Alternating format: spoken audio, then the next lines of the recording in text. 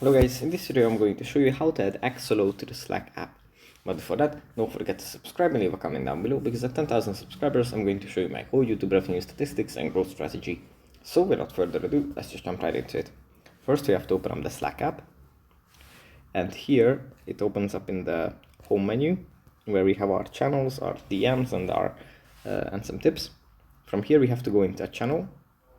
And then in the channel we find the connect apps as an option, and then we just scroll down and find the working from home section, and here at the top we find Axolo for GitHub and GitLab. We can just tap on this, and after the site is loaded we can tap on add to Slack, and then it's going to add the application to our workspace. So that's pretty much it for this video. Hope it was helpful for you guys, and I'll see you in the next one.